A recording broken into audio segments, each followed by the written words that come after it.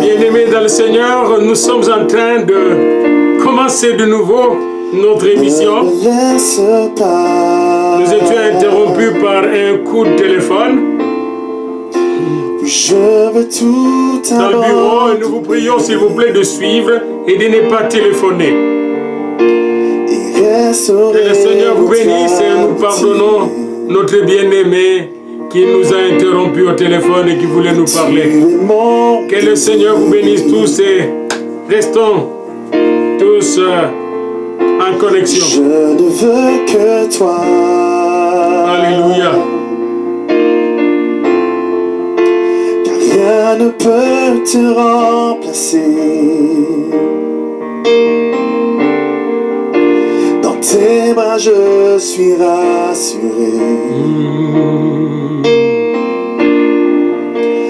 Montre-moi la voie qui me ramène à toi.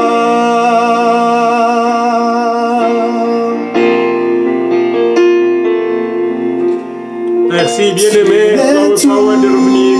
Nous sommes là et nous allons tout faire pour ne pas sans toi interrompre cette émission. Bienvenue, bienvenue. Entrons dans sa présence. Tu es tout pour moi. Et nous pardonnons notre frère qui nous a interrompus. Garde-moi près de toi.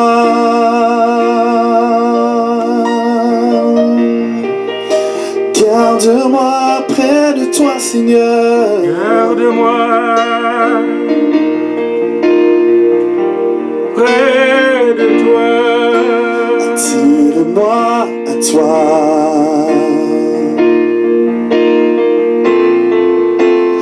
Ne me laisse pas. Ne me laisse pas, Seigneur. Je veux tout abandonner. Merci bien-aimé. Ça fait du bien d'avoir le feedback. Alléluia. Qu'il est bon notre Seigneur. Tu es mon désir. Je ne veux, Seigneur, je ne veux que toi. Non, rien ne peut te remplacer dans mon cœur, dans ma vie. Dans tes bras je suis rassuré. Montre-moi la voie qui me ramène à toi.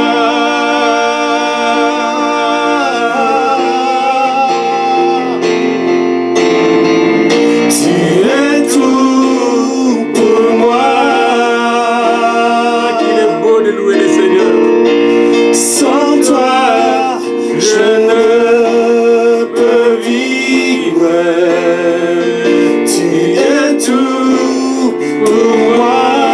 Bienvenue dans le monde. Garde-moi, Seigneur, garde-moi près de toi. Tu es tout pour moi. Sans toi, je ne peux vivre. Tu es tout Pour moi. Garde-moi près de toi. Garde-moi, Seigneur. Garde-moi près de toi. À chaque instant, garde-moi. Garde-moi près de toi.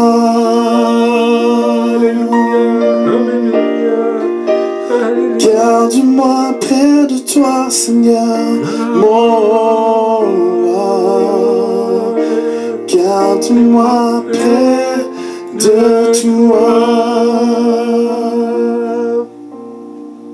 Alléluia. Garde-moi près de toi, Seigneur. Et merci parce que tu me gardes près de toi chaque jour. Et nous voici donc devant toi, Seigneur, ensemble pour écouter ta parole, car la foi vient de ce qu'on entend. Et ce qu'on entend vient de la parole du Christ. Et la parole du Christ, heureusement, a été enregistrée dans la Bible, dans le Nouveau Testament. Et nous allons maintenant méditer la parole de Dieu. Alléluia. Que la grâce de notre Seigneur Jésus-Christ soit avec nous et que son esprit nous guide pendant cette méditation au nom de Jésus-Christ et pour la gloire du Père. Et les peuple de Dieu lit là où vous êtes. Amen. Bien-aimés dans le Seigneur, nous voulons méditer sur le tombeau vide. Et nous allons voir aujourd'hui qui le premier avait découvert le tombeau vide. Vous allez voir, c'est de nouvelles choses que nous allons apprendre. Qui le premier avait découvert que le tombeau était vidé et que le colis déposé là n'était plus là, que ce n'était pas un colis, que c'était le corps du précieux sauveur du monde. Les autres pensaient que c'était un colis qu'on avait déposé là, qu'il fallait garder là, en fermant, n'est-ce pas, le tombeau avec une pierre. Nous allons partir dans Matthieu 28. Et on va commencer notre méditation petit à petit.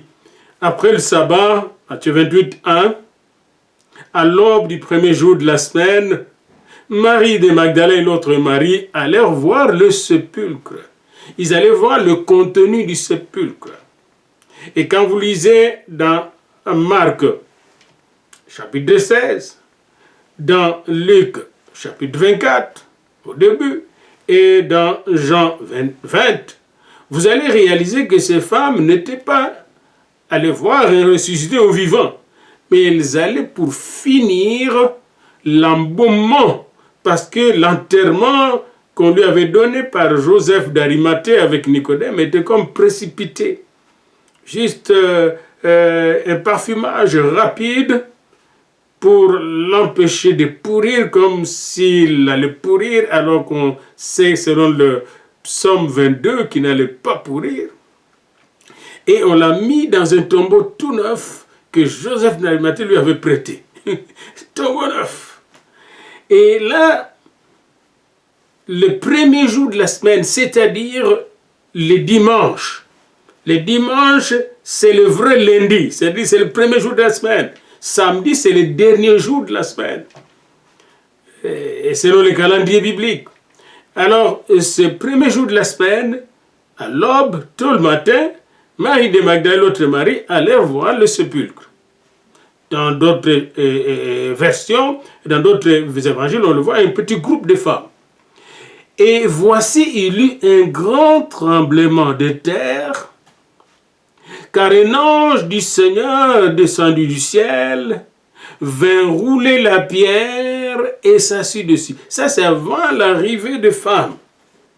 Il y eut un grand tremblement de terre. Et on explique pourquoi. Un ange puissant du Seigneur.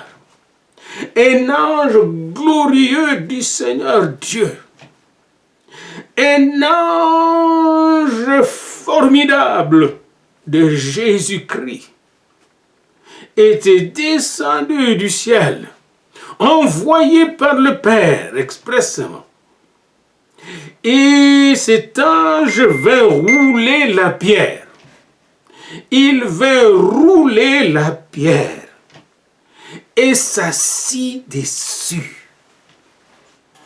L'ange du Seigneur est descendu du ciel. Il roula la pierre et s'assit dessus. Qu'est-ce que cela veut dire? Et pendant qu'il était assis dessus, le Seigneur était déjà sorti. Mais lui s'est assis dessus. Qu'est-ce que signifie cela? Cet ange s'est assis sur le gardien de la mort. Cet ange s'est assis sur le séjour des morts. Cet ange s'est assis sur la mort. Cet ange s'est assis sur le prince de la mort et des ténèbres. Cet ange s'est assis sur tous les démons de la mort pour leur dire, je suis assis dessus. Mon Seigneur vous a écrasé. Il est vivant. L'ange roule la pierre Et après avoir roulé la pierre, il s'assit dessus. Comme pour dire, ô mort, où est ton aiguillon, où est ta victoire? Tu n'as pas pu retenir mon Seigneur au séjour des morts. Car il ne peut pas être retenu par la mort. Il ne pouvait pas être retenu par la mort. Il ne sera jamais retenu par la mort. Vous connaissez dans le livre de l'Apocalypse qu'il a les clés de la mort et du séjour des morts. Voilà la première chose que nous découvrons pour les tombeaux vides. Le premier témoin de ces tombeaux vides, c'est l'ange lui-même. C'est un témoin céleste. Comme dans les derniers temps, nous allons voir des anges qui seront en mission. Comme le premier témoin de la naissance de Jésus, ce sont les anges qui sont allés témoigner aux bergers. C'est l'ange lui-même. Et nous allons voir sur la terre qui était le premier témoin. Alors, et voici, il eut un grand tremblement de terre, car un ange du Seigneur descendu du ciel vint rouler la pierre et s'assit dessus. Son aspect, l'aspect de cet ange, était comme l'éclair, et son vêtement blanc comme la neige. C'est-à-dire quand cet ange était en mouvement, c'était comme des éclairs qui sortaient. Son aspect était comme l'éclair. Et qu'est-ce qui est arrivé? Les gardes, qui sont les premiers témoins humains du tombeau vide. Les gardes, les femmes viennent après les gardes. Les gardes tremblèrent de peur et devinrent comme morts, littéralement devant cette présence glorieuse. Cette présence divine, je dirais. Cette présence insupportable de la sainteté de la gloire de Dieu à travers cet ange puissant, j'ai bien dit, un ange du Seigneur puissant là, qui avait un vêtement blanc comme de la neige, sans tache, sans péché. Un visage qui avait comme l'aspect d'un éclair là. Les gardes tremblèrent de peur et devinrent morts, comme morts. Mais l'ange prit la parole et dit aux femmes, pour vous, ne craignez pas. Pas besoin de trembler, car je sais que vous cherchez Jésus qui a été crucifié. Qui a été crucifié pour vous. Qui a été crucifié pour le salut du monde. Qui a été crucifié selon le plan de Dieu. Au jour de Pâques, à l'heure où on offre l'agneau pascal. Vous êtes venus chercher Jésus le crucifié qui ôte le péché du monde. Je sais que vous croyez en lui. L'ange dit, je sais. Nous sommes tous dans la même armée, la même famille. Je vous connais depuis le ciel. On parle de vous, on vous observe. On vous observe quand vous suivez Jésus et vous occupez de Jésus. Quand vous étiez en train de supporter matériellement Jésus, on vous voyait. On vous connaît. Et on vous aime. Ne tremblez pas. Il dit aux femmes, ne tremblez pas, ne craignez pas. Car je sais que vous cherchez Jésus qui a été crucifié. Et il n'est point ici. Il est ressuscité comme il avait dit. Venez voyez le lieu où il était couché et allez promptement dire à ses disciples qu'il est ressuscité de mort. Et voici, il vous précède en Galilée. C'est là que vous le verrez. Et voici, je vous l'ai dit. Ça, c'est l'ange évangéliste de la bonne nouvelle. L'ange évangélise les femmes. L'ange remonte les femmes. L'ange encourage les femmes. L'ange donne des preuves matérielles que leur Seigneur est vivant, ressuscité. Alors les femmes s'éloignent promptement du sépulcre. Avec crainte, elles sont touchées. Avec une grande joie. La crainte mêlée de joie. N'est-ce pas ce qui nous arrive souvent? Et ils coururent porter la nouvelle aux disciples. Il est vivant, il est ressuscité. Un ange puissant du Seigneur nous l'a dit.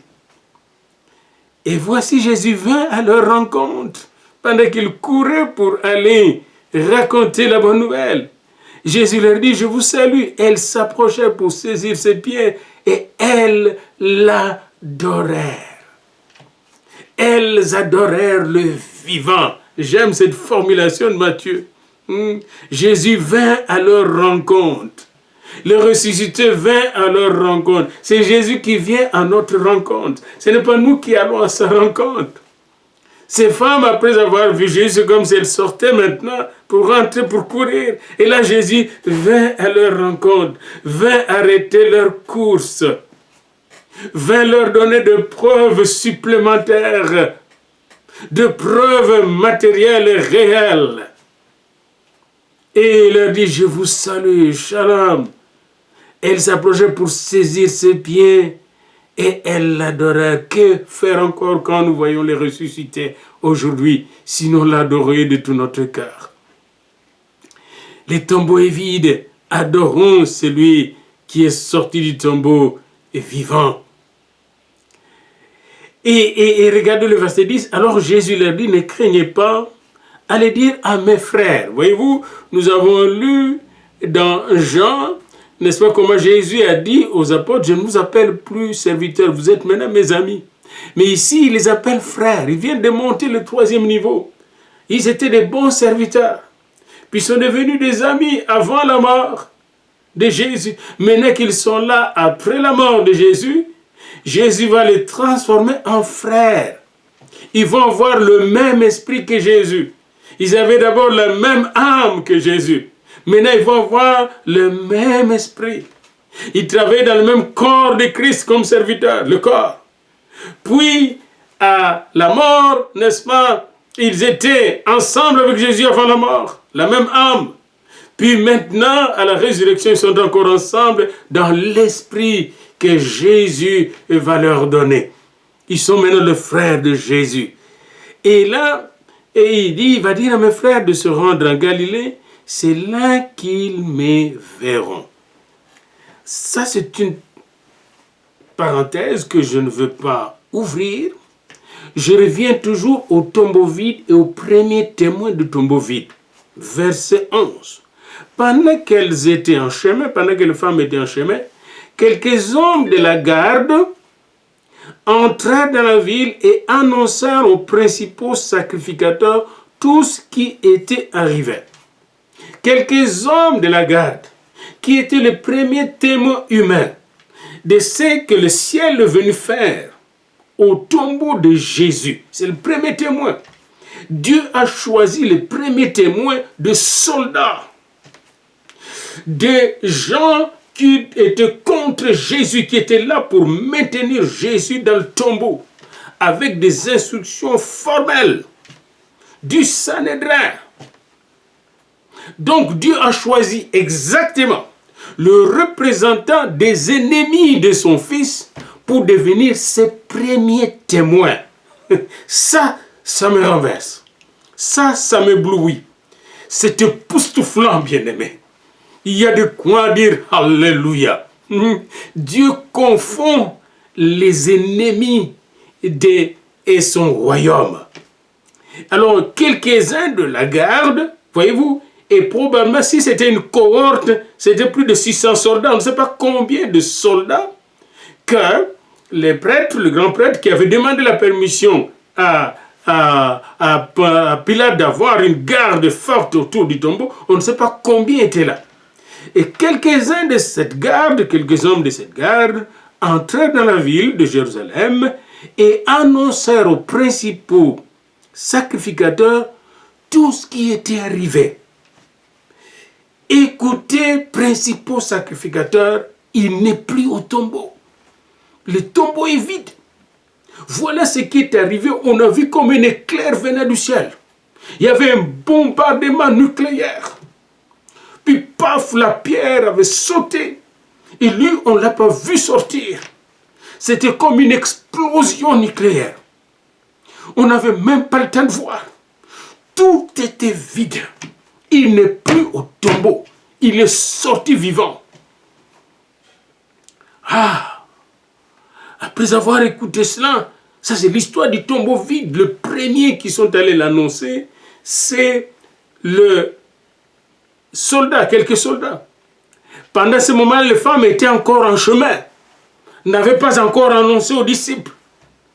Dieu a voulu que les soldats soient les premiers qui vont l'annoncer à des religieux durs, à des religieux antichrist, à des religieux méchants, à ceux-là même qui avaient décidé sa mort et sa mort pour toujours, à ceux-là même qui ont décidé d'effacer son nom sur cette terre, à ceux-là même qu'il avait qualifiés de blasphémateurs dignes de la mort des maudits, à ceux-là même qui ont mis sur lui la malédiction, Dieu est en train de mettre sur eux la bénédiction de sa résurrection. Waouh, waouh, waouh, waouh. Waouh, waouh, waouh. Ce texte, en le relisant aujourd'hui, je le vois sous un jour nouveau. On a souvent prêché, le premier témoin c'est le femme, mais non, le premier témoin c'est les gardes. Après les anges, les gardes. Après les gardes, les femmes. Et alors là, vous voyez, et ces gardes, ces quelques hommes de la garde, quand ils ont fini d'annoncer au principal sacrificateur, ils ont fini en fait de donner leur témoignage. Ils ont donné les faits. Ils ont dit les faits sont réels, sont matériellement mesurables. Vous pouvez aller au tombeau, les draps sont intacts. Il est vivant. Les faits sont réels, matériels, vérifiables. Et c'est le soldat qui vous donne les preuves. Quand les soldats donnent des preuves, ou les policiers, les soldats dans un tribunal, leurs preuves doivent être bien étayées. Dieu a choisi des gens qui savent bien produire des preuves, parce que c'est leur vie qui était en danger. Personne ne pouvait venir prendre le corps de Jésus devant ces grands soldats et forts qui étaient là pour faire leur devoir. Regardez maintenant ce que les autres vont faire.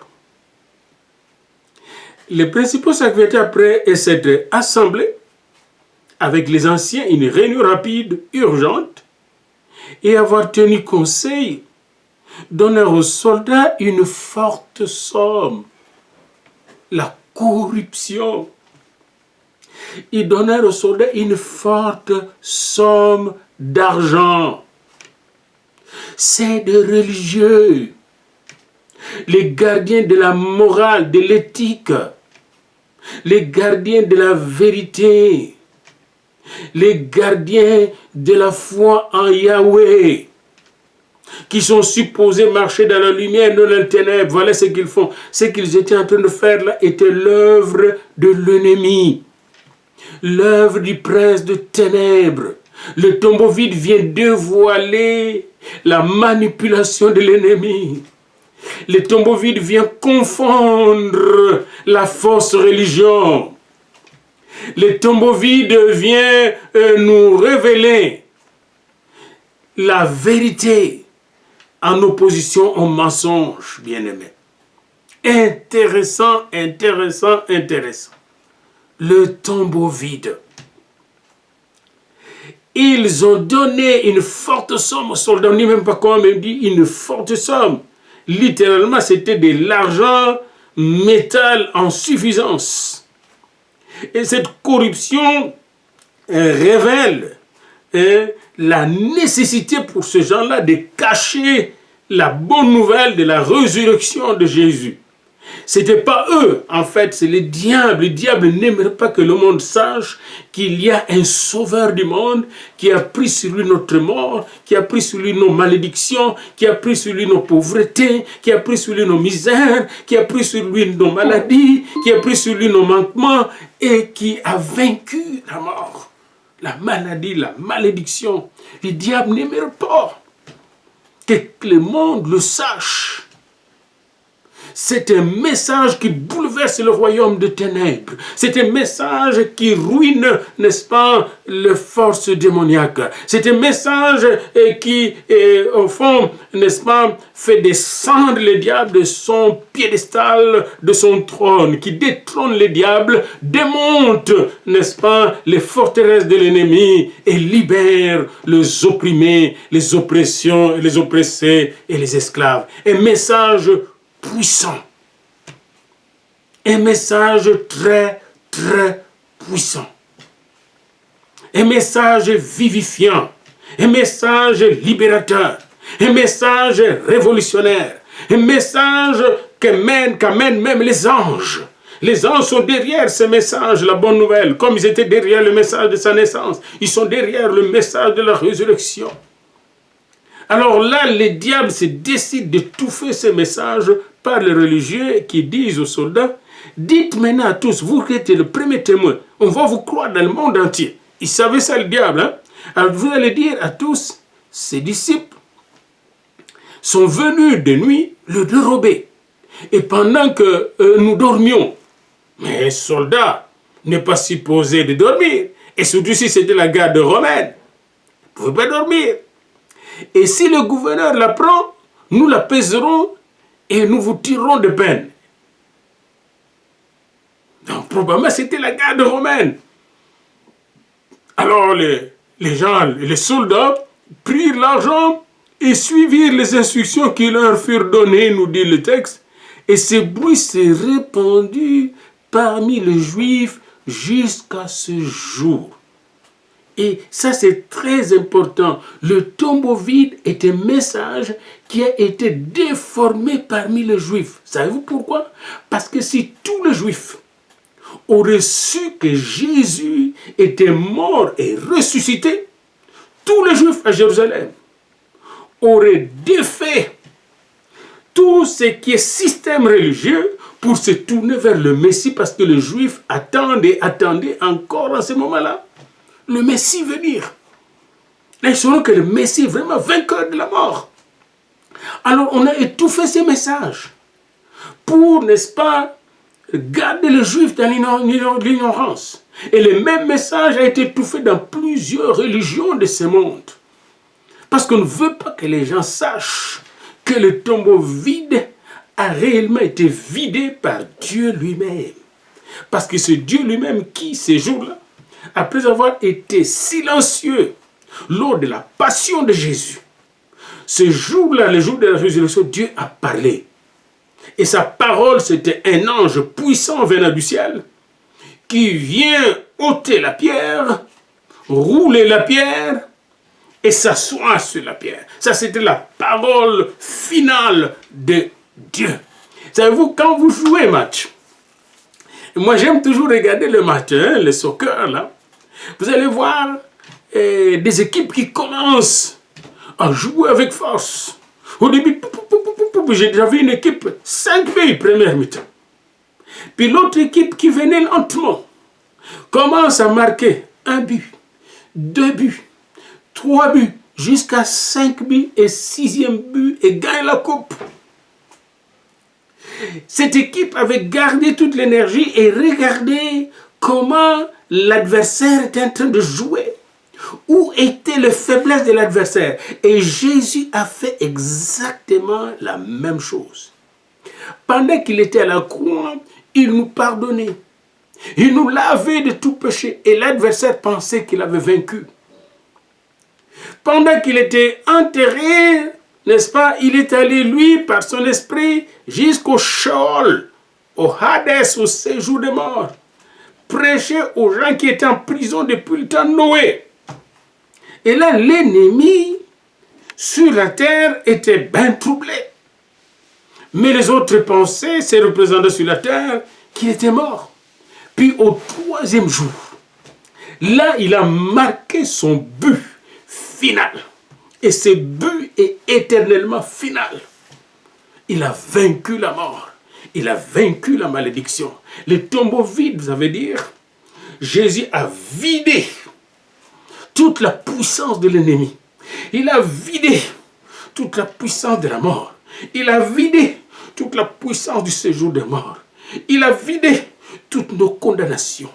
Il a vidé toute notre culpabilité. Jésus a tout vidé. Et tout était accompli. Il est vivant. Le tombeau est vide. Tout notre chef d'accusation contre nous, vidé, sans objet. Il a tout vidé. Le tombeau est vide.